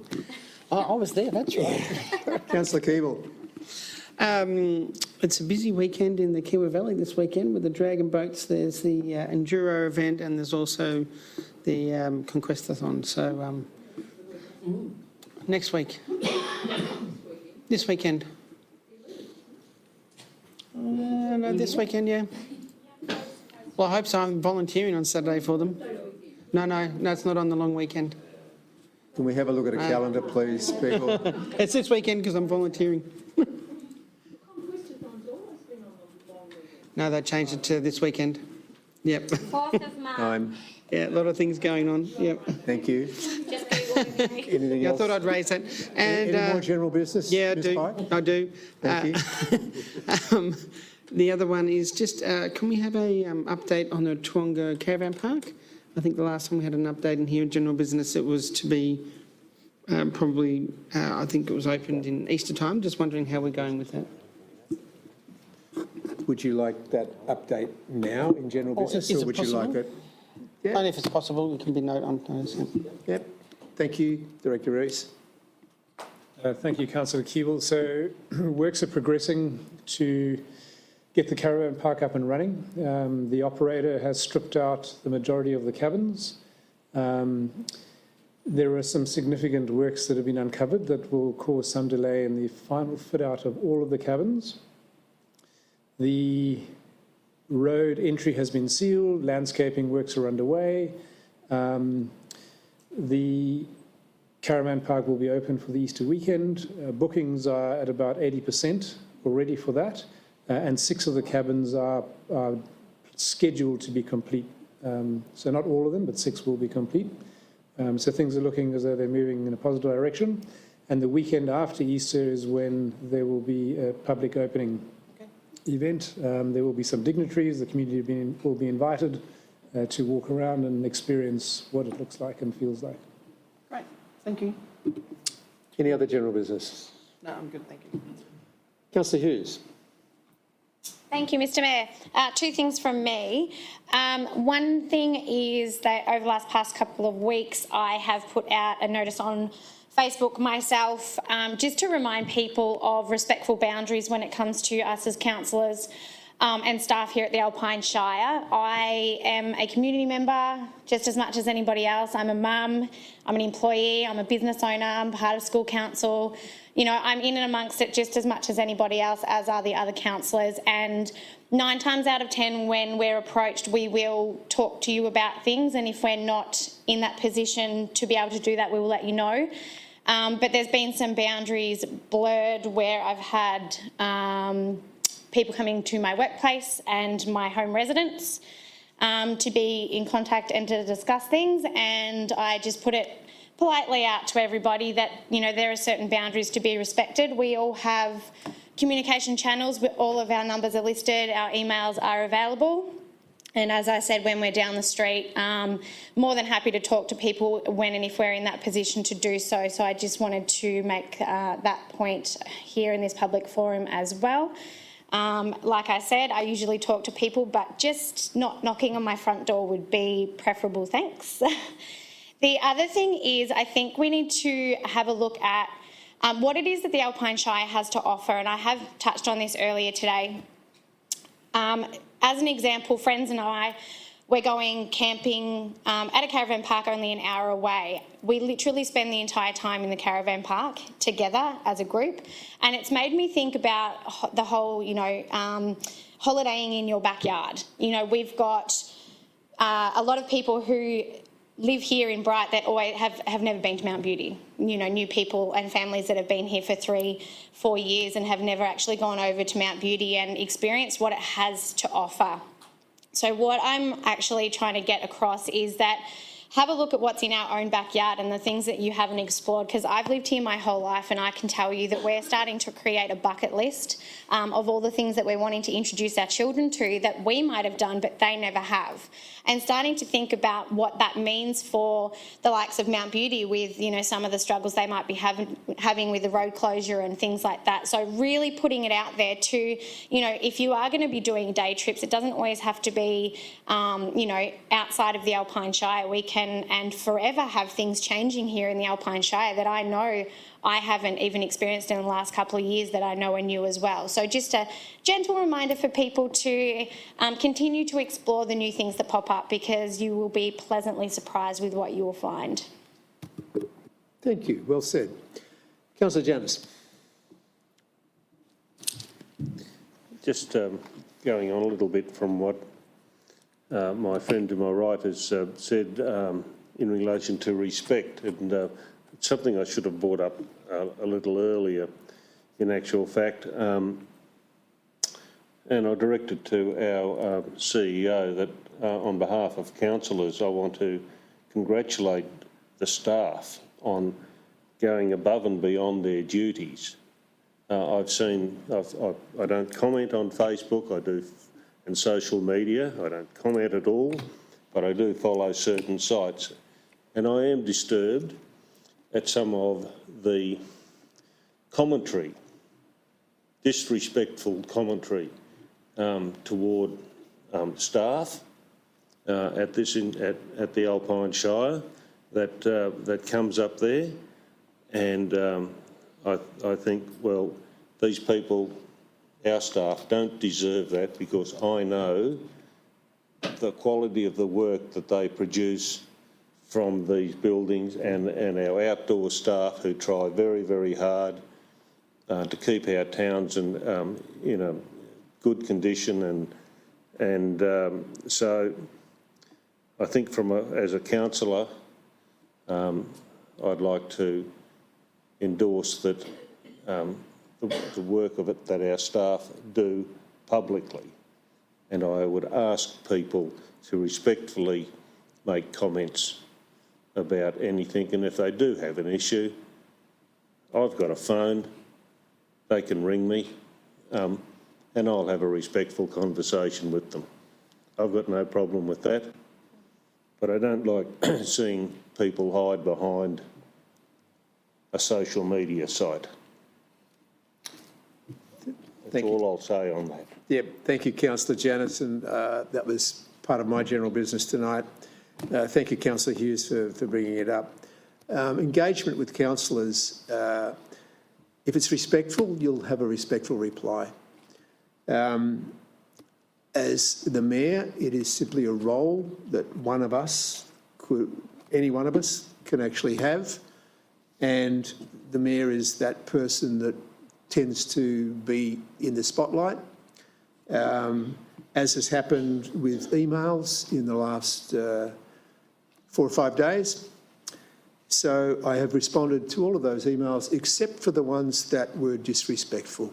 So if those people are watching or online, you will not get a reply from me if you are disrespectful in how you wish to engage with me.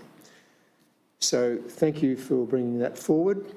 And the one other thing I had for general business, and that was from our previous item 10, the presentation of reports by delegates. I'd just like to point out how hard-working this council actually is, and the various committees that we all sit on, and things even outside of the Shire itself. Having said that, I will now ask the CEO if he has some general business tonight. Thank you, Mr. Mayor. I've got a couple of quick items. So the first one caused me to chuckle. So I had some feedback from the community this week that we've closed the Porepunkah landfill in the week in order to save on staffing costs for our transfer station team. And then the second bit of feedback was we're not taking green waste because it's part of our strategy to force the community into FOGO. So I just wanted to kind of dispel those myths. We're actually engaged in a very significant landfill capping project in the Porepunkah landfill. It's around the $1 million mark, I think, the investment that Council's making in that in order to meet the EPA requirements for capping of a disused landfill. So it's a significant project. We've got to maintain safe separation between the works that are going on and people who are using the landfill. So it's caused a bit of disruption. We do apologise for that, but we're not saving money, and we're not trying. It's not part of a grander strategy to force people into FOGO. That's the first one. I put out a video this week which was about the Deeg development on the outskirts of town. And I did it following what I saw, some engagement on social media. And I think it was quite well received, but I got quite a few questions afterwards. Can we see the subdivision permit application that's been put in by the Deegs? And the answer is yes. So we're working through a process at the moment to redact personal information from the subdivision permit application, all the supporting documents that have been put in by the Deegs, and the response that's been provided to the request for further information. Once we've redacted all the personal information, we're going to make that available to the public for them to view on request through our website. So it'll be available to everyone to have a look at. We'll also provide some information around what we'll do if we receive feedback, submissions, complaints, because this is a permit application which is exempt from notice under the Act. So there's some very specific terminology around how we have to deal and process with any feedback we get, but certainly the community is able to look at this subdivision permit application, everything that goes with it, and that will be exactly the same process for any future subdivision permit application that the Deegs put in for the land on the outskirts of Bright. So that's quite positive. The last one, I was kind of touching on the topic tonight about respectful engagement. So, Ron's picked it up, Kat's picked it up. I'd like to share with the community what happens when you provide feedback, and it's called council bashing on social media. So I'm trying to build a strong organisation here and deliver for the community. And what happens when council bashing goes on, it makes it really hard for me to attract staff and retain good staff, and it's almost a self-fulfilling prophecy. If you're bashing council on social media, you're making my job harder to build and retain a strong organisation to deliver for you. So I guess my feedback reflects Ron's, it reflects John's, and it reflects the council's, is try and be a bit fair and considerate when you're posting on social media. Try and imagine if you're engaging face-to-face with me or a member of our staff, how would you engage with them? And try and behave in the same way when you do it on social media. It's probably as simple as that. It's just to be, fair and considerate, and imagine the person at the other end who's receiving that feedback. So, that's my general business. Thank you, Mr. Mayor. Thank you, Mr. CEO. Item 12, motions for which notice has previously been given. We have none tonight. However, item 13, reception and reading of petitions, and I will read this, that council notes and receives the petition from Leanne Boyd on behalf of Save the Gateway Trees in Bright Facebook group, seeking council to reconsider the proposal to remove trees with respect to the Bright Valley development at the Western Gateway into Bright. And a report will be tabled at the next ordinary council meeting in March 2023. Could I have a mover for that simple, or would you like to add? If I may, Mr Certainly, Mayor, please, could I make a suggestion for council? So the normal process, as you know, for a petition is that we note it at a meeting and a month later, or at the next council meeting we provide a response. But I think, to be fair to the petitioner, by the time we get to the end of March, we may have moved through beyond the point where any response has any value in terms of the process. We're actually processing a subdivision permit application at the moment. So my suggestion tonight for council to consider is that we not only note and receive, but we also provide an opportunity to respond to that petition this evening, rather than leaving it for a month before we provide that response for council to consider. Do you have a response currently? I am able to give a relatively detailed verbal response, an update on what's happening and how sharing the information that we're able to share on the permit application and what the community can then do with that feedback and what we're doing in the background with the various stakeholders. I can provide that as a verbal response tonight, or alternatively we can provide a written response as usual at the next council meeting. I think it would be good. I would just get a quick feeling of the temperature in the room if we could have a quick verbal update, but I also believe there should be a follow-up possible written response to the petitioners or to the petitionee. Councillors in favour of, thank you. All right, so a verbal response, please, and as long as you could also note, thank you, Ms Havercroft. So I think, yeah. Let's take, could somebody move this now, please? Thank you, Councillor Keeble, seconded Councillor Prime. Right, we don't need, we can talk to it first. So would you like to talk to this, please? Thank you, Mr Mayor. So perhaps I can provide a bit of additional context. So we received a petition today. It does meet council's governance rules. It has 118 signatures as per our counting. But what I think it's also worth noting is that circulating on an online platform, so on change.org, I think the same petitioner has been seeking input from across the community and has received, I think at this stage, around somewhere between 1,300 and 1,500 signatures. So I think it's important to note that there's a demonstrated body of support for what's been put forward. The change.org petition doesn't meet our governance rules, so I think the petition has done the right thing by providing us a smaller number of signatures, which does, but that doesn't take away from the fact that there is a large petition which is circulating in the community. I think that's worth noting. I'll read out, I think it's worth reading out here. We are concerned about the proposed removal of trees on the way into Bright, Victoria. These trees are a vital part of the town's natural beauty, and their removal would greatly diminish the area's aesthetic appeal. We urge the Alpine Shire to consider alternative solutions to achieve the desired outcomes while preserving their beauty and value. Community engagement and collaboration are essential in this process. Please reconsider the proposal to remove the trees and work with the community to find a solution that balances the needs of the community with the preservation of the natural environment. By signing this petition, we are voicing our opposition to the removal of the trees at the entrance to Bright that are supposedly going to be removed for the new estate being built. So that's the petition, and it does have, as I said, demonstrated support through the change.org petition as well as this. As I've noted in my general business, we're working towards a position, hopefully in the very near future, where we can share all the information that council has on this subdivision permit application. So members of the community are available on request to see all that information. They can form their own judgments. We will provide some information around how they can provide feedback into council and what we are allowed to do with it. So we are constrained by the Planning and Environment Act. We're in a statutory planning process at the moment where we've received a permit application from the developer, and our statutory planning team is now required to carefully assess that permit application in accordance with the Planning and Environment Act. So we're not free rein at this stage to open Pandora's box and consider all the options. We're essentially constrained to looking at what the applicant has provided to us. So the applicant has put in an application which proposes an access road off their development onto the Great Alpine Road, just outside Bright, and that is the same location as is shown on the approved development plan from July 2022. So that's the context in which we're assessing this application. And our team has to determine, according to the Planning and Environment Act, whether this application is generally in accordance with what was approved in the development plan.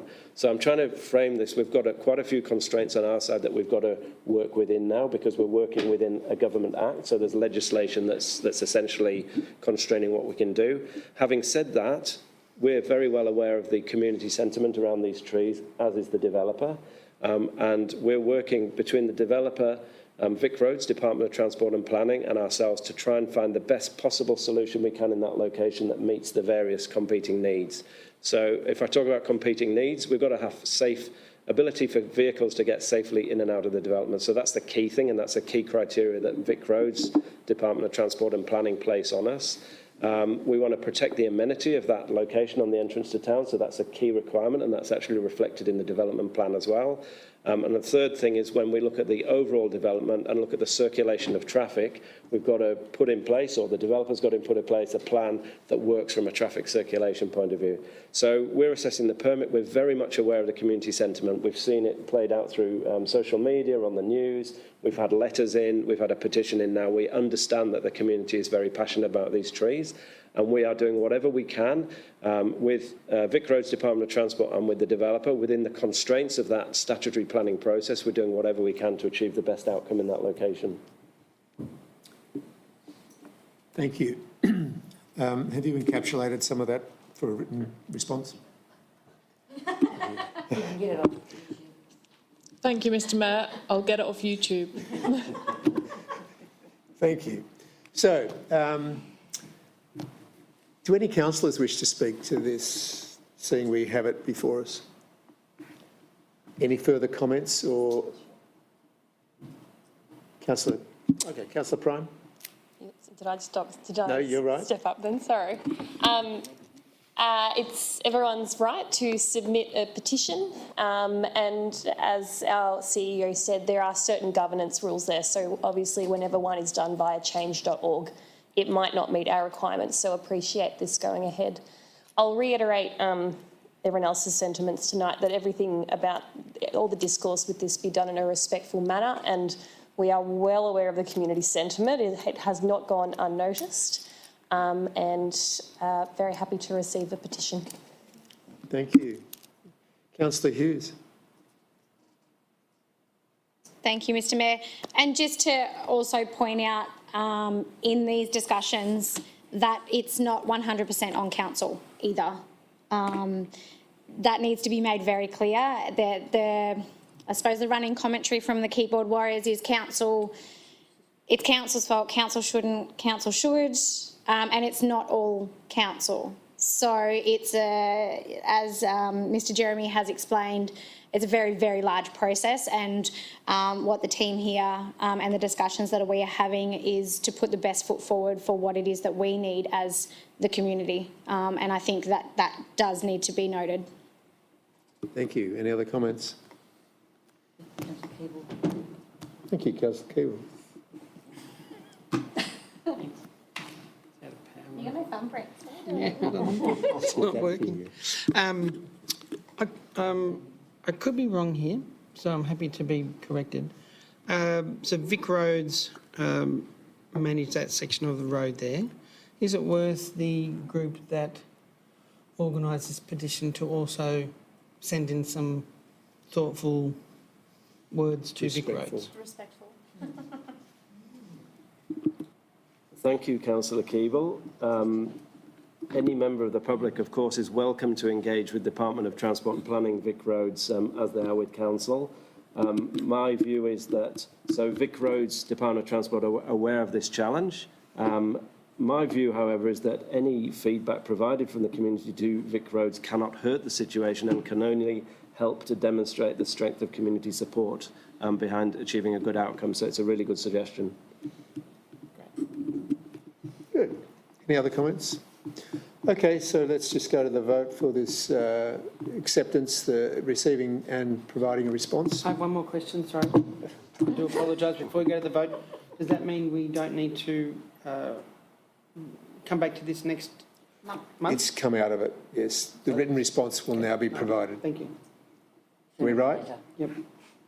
Those in favour? Thank you. Okay, item 14, documents for sealing. There is nil tonight, so that is good. Item 15, now this is a recommendation, that in accordance with the provisions of S62(2)A of the Local Government Act 2020, this meeting will now be closed to the public for consideration of two confidential reports due to the information defined by Section 3 of the Local Government Act 2020 as council business information, being information that would prejudice the council's position in commercial negotiations if prematurely received. Thank you. Thank you very much for coming. Thanks for coming. Good. Thank you. So moved, Councillor Nicholas. Seconded, Councillor Kelly. Those in favour? Thank you. Thank you very much. Thank you. Thanks, Kathy. Thanks, Mary. Thanks, Mary.